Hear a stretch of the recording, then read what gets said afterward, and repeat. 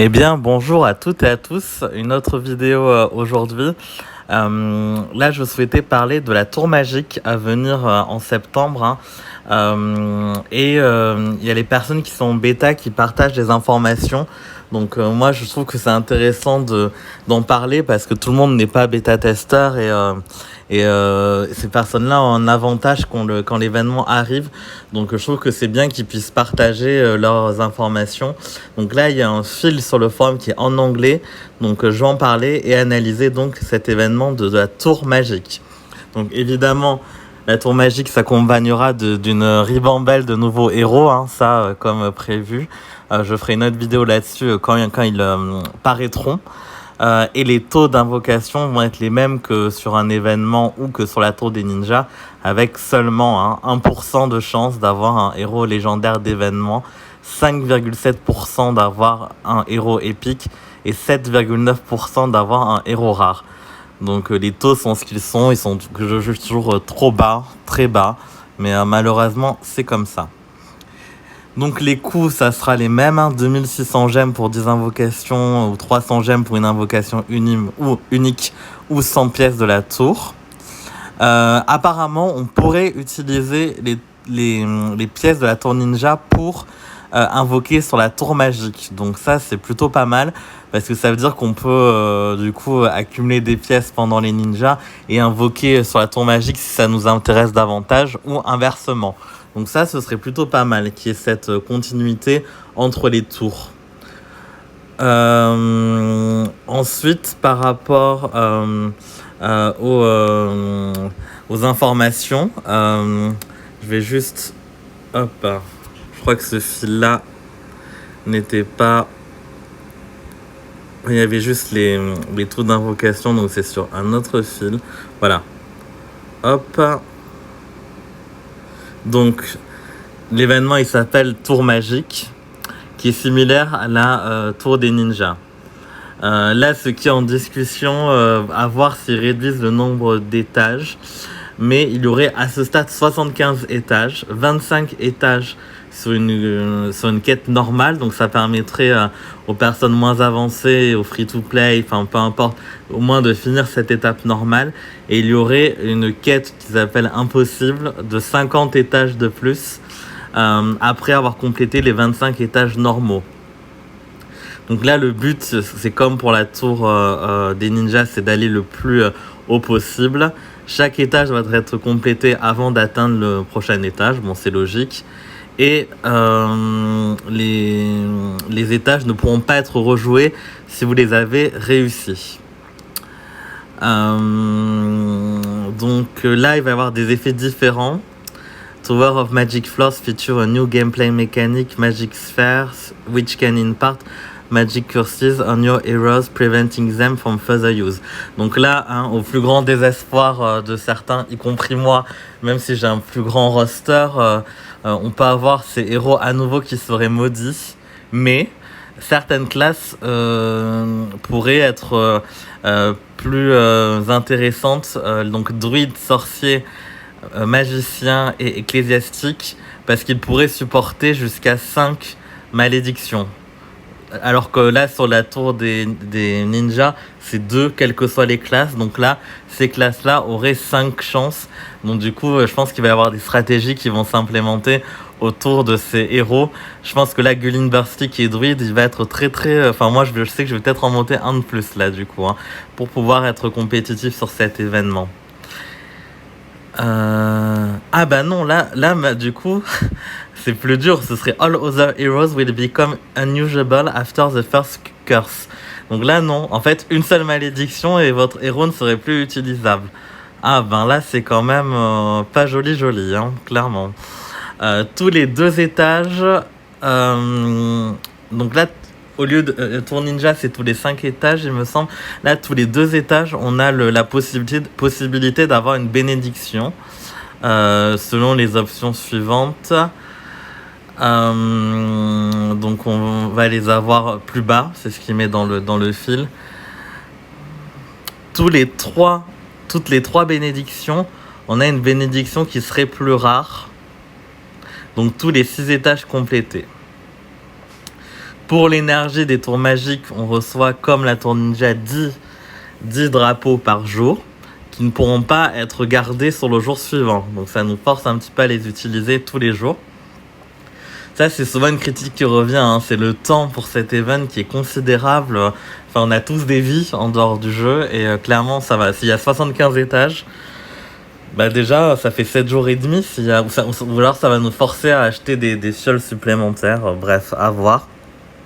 Chaque niveau nécessite une énergie de tour. Voilà, c'est ce qu'ils mettent. Ce qui signifie qu'on a besoin de 75 énergies pour tout compléter. En supposant qu'on réussisse tous les niveaux du premier coup. Donc, voilà. Et il y a une recharge d'énergie qui donne 5 énergies comme pour la tour ninja. Donc il y a un temps, il y a un timer comme pour... là c'est vraiment similaire, hein.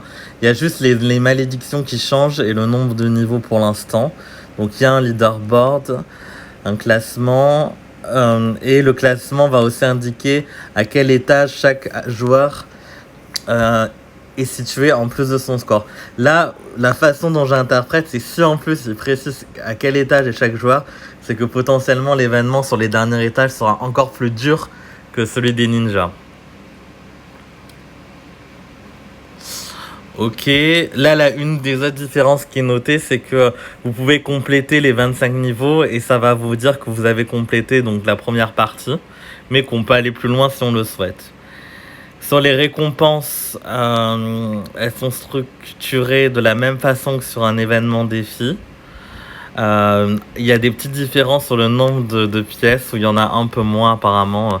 220 au lieu de 300 pour le premier et 210 au lieu de 250 pour le top 10. Bon, peu importe, j'ai envie de dire, c'est pas, ça touche un nombre minimum de joueurs, ça.